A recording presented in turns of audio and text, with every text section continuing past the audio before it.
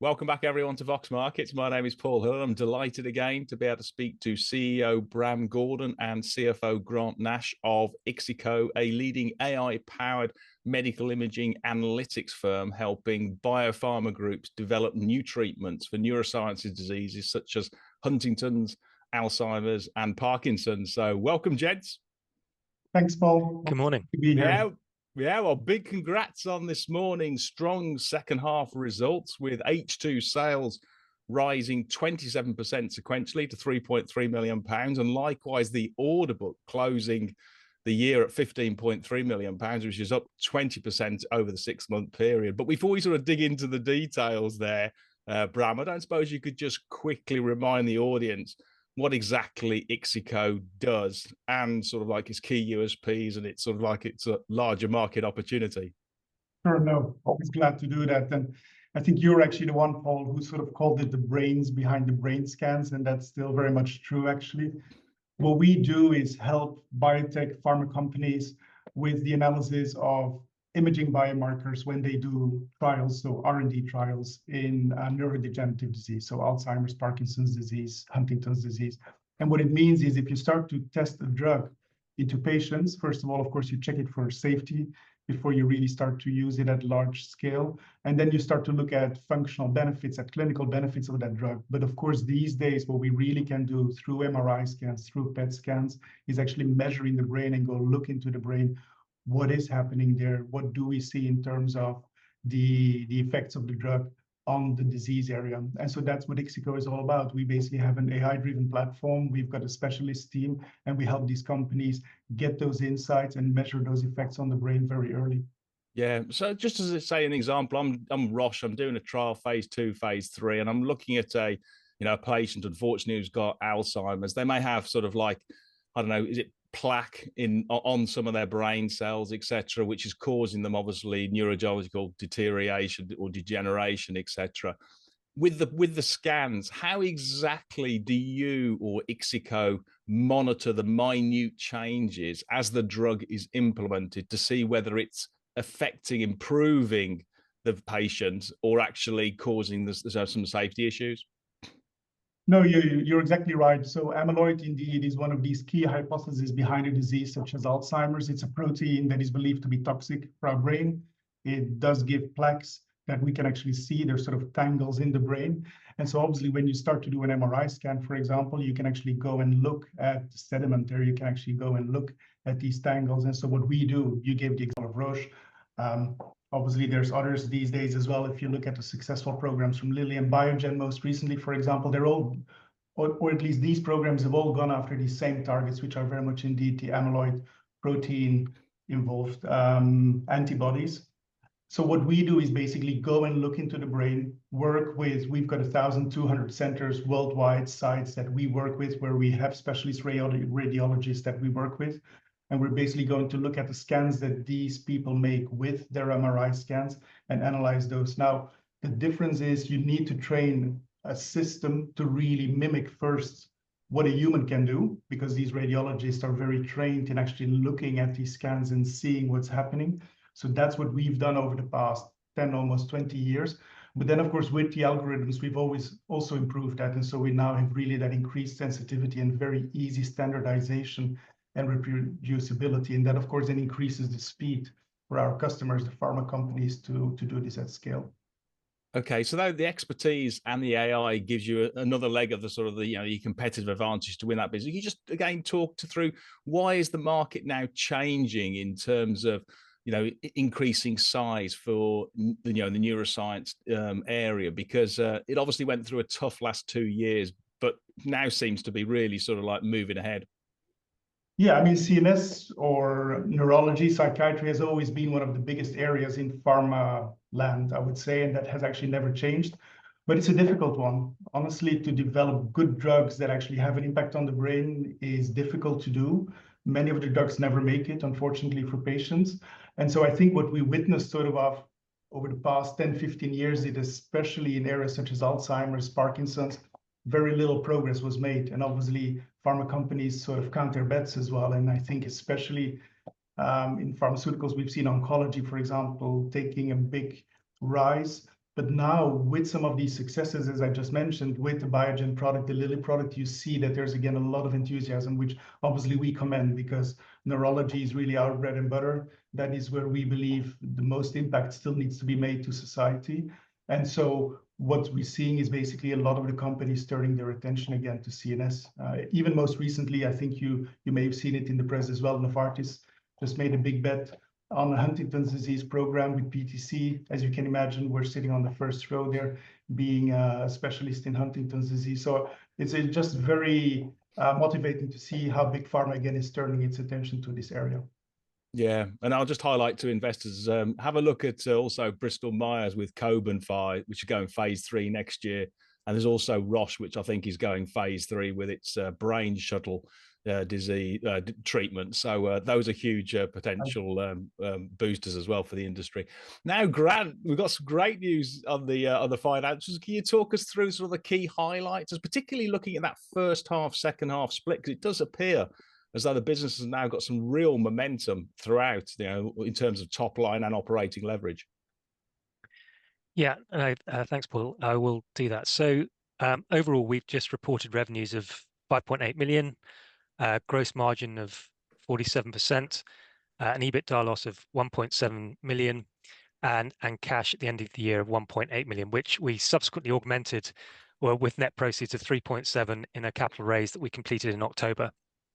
So those financials all compare very favorably to the guidance in the market and come off the back of a challenging year, but where we've been clear to undertake a restructure of our cost base. We've removed 12% of our salary costs across the year. We reorganized our board and managed to attract a CEO with the caliber of Bram into the business, which has allowed us to refresh our strategy and obviously puts us in a good position looking forward. Good.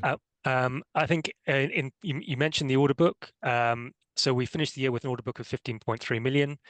That's 500,000 higher than it was at the same point last year. But as you say, 20% up on the half year point when we were at 12.7 million. Our order book is the book of signed client contracts for work where we're contracted to deliver those projects over the coming years. And I think despite some challenging trading conditions over the last couple of years, driven primarily by the macro events, including high inflation, high interest rates, and challenges for biotechs to raise capital, and biotech is about 50% of our client base. I think we can say hand on heart that we've done a really good job in diversifying our order book, such that at the end of the year we have 25 projects with 18 clients. The largest project we have represents just 13% of our order book, which shows that the diversity is there and means that we have a well-adjusted risk profile.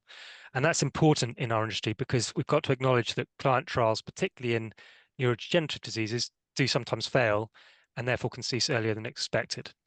But also, and important for your listeners to hear, is that diversity of projects, plus the fact that of our projects in our order book, 65% of them fall within phase 1 and phase 2, that really puts us in a good position if and when those trials succeed. Because essentially what that means is we've got a pipeline of work that exists within our order book, where if a trial succeeds and moves to the next phase, we are in prime position to win and follow that trial phase through.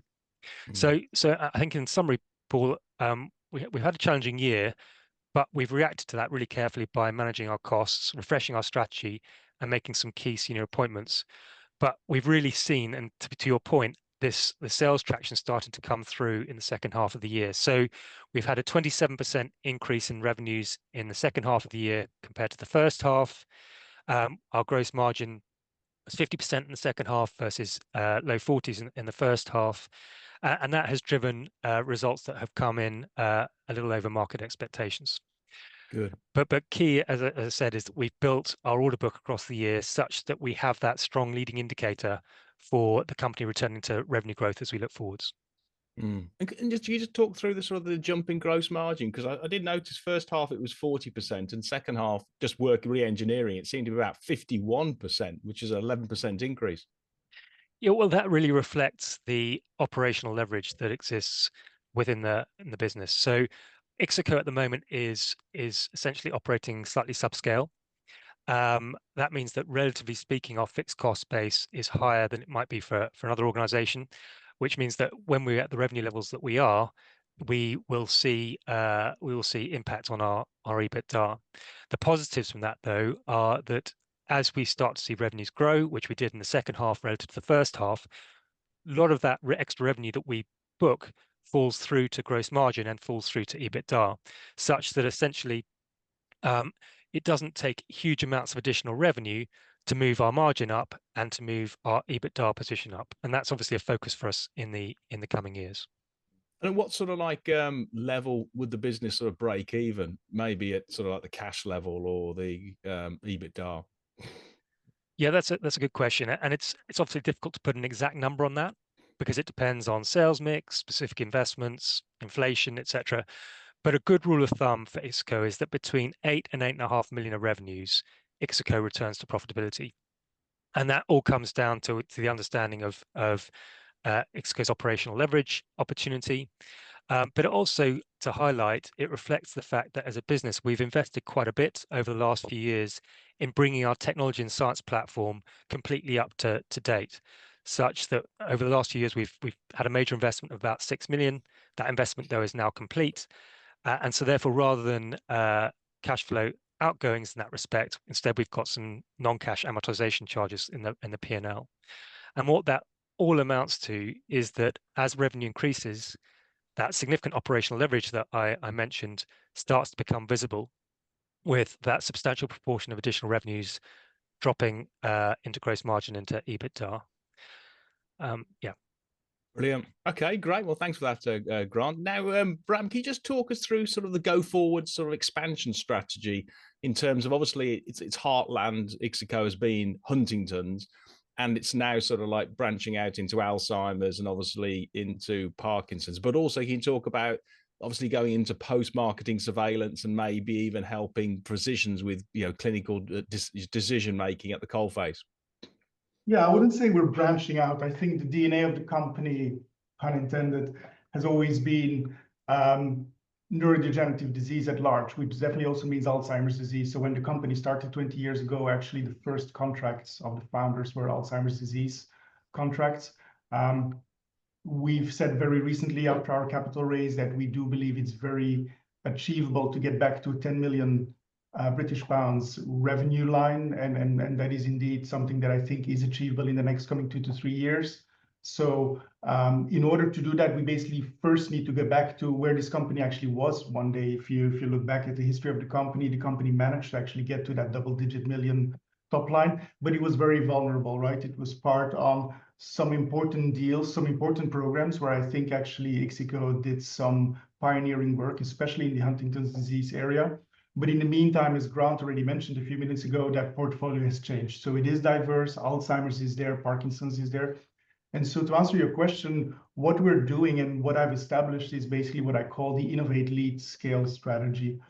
And what that means is that if we want to play a major impact, especially in Alzheimer's and Parkinson's, we need to make sure that that platform, which Grant already referred to, and in which we've invested millions over the past year, remains equipped to play that differentiating role in Alzheimer's and Parkinson's. So innovate is all about making sure that we've got the latest algorithms there, that some of the biomarkers that actually we've helped establish, for example, in partnership with the Global Alzheimer's platform, that we actually now commercialize those. So we've got the proof of concept. Let's get them on platform. Let's make sure that patients or customers, I should say, pharma companies have access to them. So that's innovate.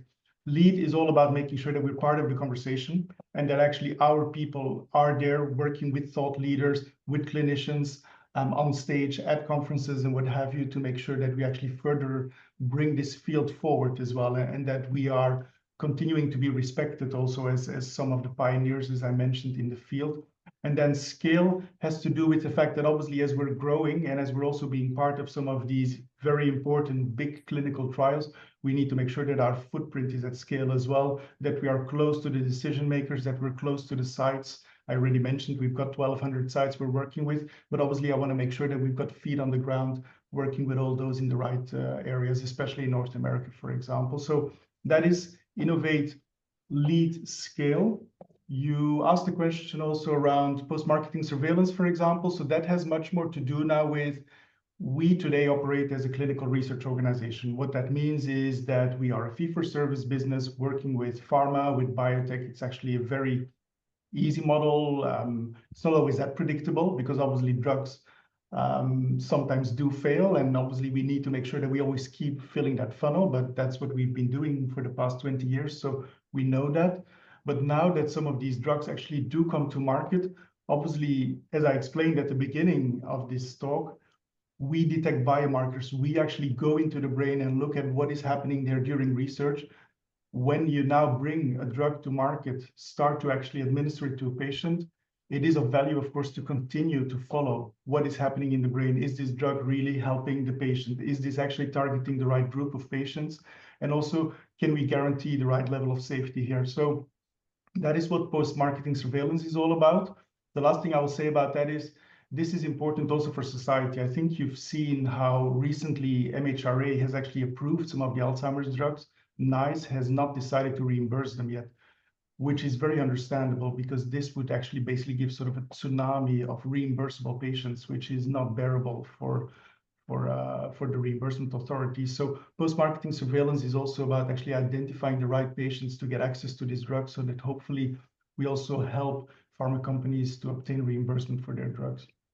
Yeah, and I guess the sort of the cost benefit analysis with the new drugs coming through, if the performance and the efficacy is better than the existing ones, because they're sort of generation, the first generation, the next generation, then that will become more sort of like it'll be more conducive to approving them. And then once they're actually out into the field, then it will require the imaging to make sure that their performance, the patients are responding fine. Now, just on that innovate, can you just again talk through, because obviously IXICO is a sort of master of the image sort of like biomarkers in neuroscience, which is the gold standard, a bit like doing a biopsy, I guess. But there's also other biomarkers being developed in like the blood, etc. Because obviously you are seeing some diagnostics. How going forward would IXICO, or might IXICO sort of like marry those, that technology as well into your sort of like, huge database?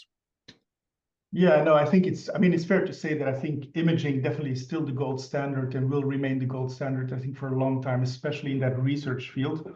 It goes without saying that blood biomarkers or blood-based biomarkers are, especially in the clinic, something that is going to be very easy to access, very easy to administer. So I do believe this is actually something that we are going to see much more of. I myself have made some experience, as I mentioned before, in the oncology space, where I've really seen that rise.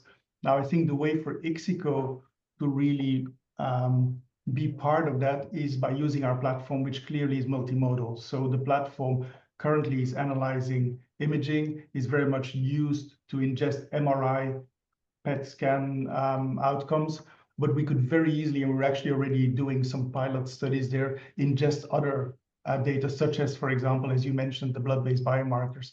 And so I think moving forward in research, we're going to open up, or we at least endeavor to open up our platform to ingest many more data and to make it really multimodal. And then I think as we go into clinical decision-making as a potential new revenue stream, obviously we'll look also at, can we partner there? Can we work together so that we basically are part of the mix?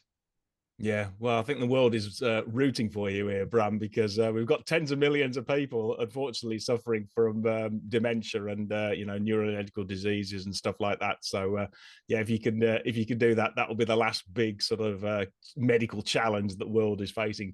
Now, just moving back to go forward on the financials, Grant, how has the sort of the business traded just broadly since the year end at the end of September, and also, I think the broker has got a £6 million target, or that estimate for 2025.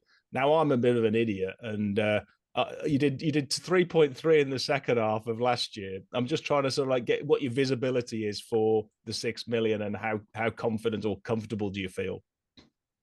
Yeah, that's a good question, and I think it comes back to perhaps what Bram was talking about, that to an extent, I think IXICO is seen as being focused in HD and the rare neurodegenerative diseases specifically.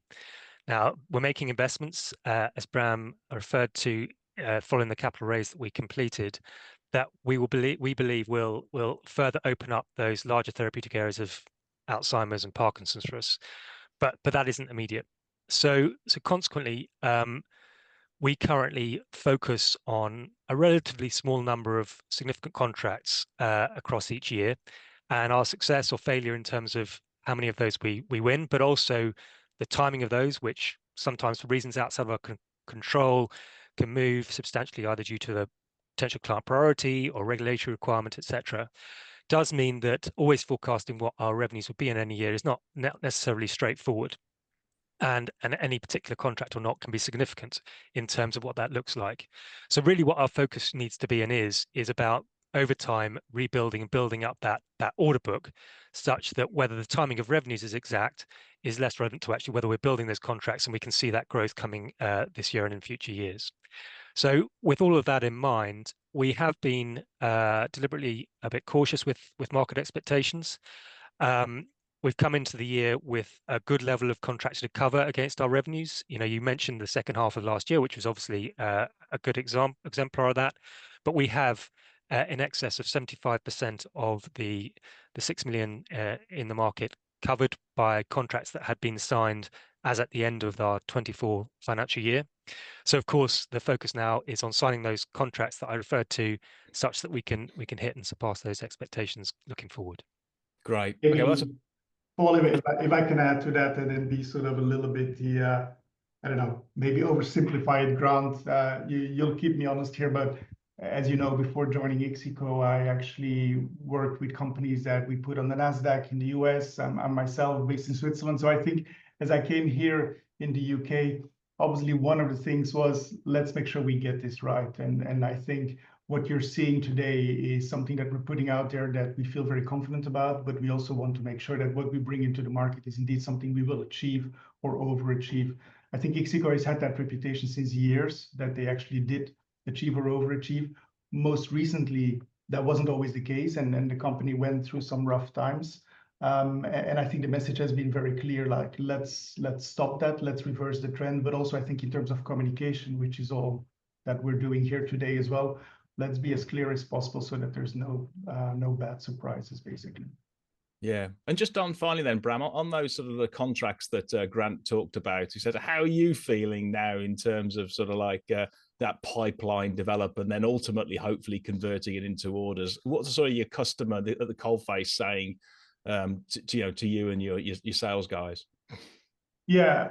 First of all, I mean, it's great because actually since the capital raise, we've also increased the size of our team. And so there's also new people that have joined in different geographies. And obviously they're not our ambassadors yet, or they very quickly become our ambassadors, but they know the reputation of our company, and that's why they've joined the company. The same goes for me as well. So I think I knew already before joining what the reputation of the company was. I know also how highly the company is regarded, especially in some of these disease areas that we've talked about today. But of course, now I'm in the middle of it. I see some of the opportunities that we have in the pipe. As you know, we don't talk much about our clients. It is something that our clients ask us also to do. But I mentioned already a few minutes ago that obviously we're very excited about Novartis getting into the Huntington's disease arena. That is going to be very important, I think, for patients there. And we discussed some of the other programs today as well in Alzheimer's and Parkinson's. And it's just exciting to see that we're actually at the forefront of it. Brilliant. Well, next, going forward, you'll have to tell me a new KPI of how many customers are knocking on your door compared to you knocking on theirs as a percentage. That would be a great ratio to have. But anyway, that's for the future. So big congrats again, gents. Excellent second half, and looks as though the business has got real momentum heading into 2025. So thanks again, guys. Thank you. Thanks, Paul. Thanks, Paul. Thank you.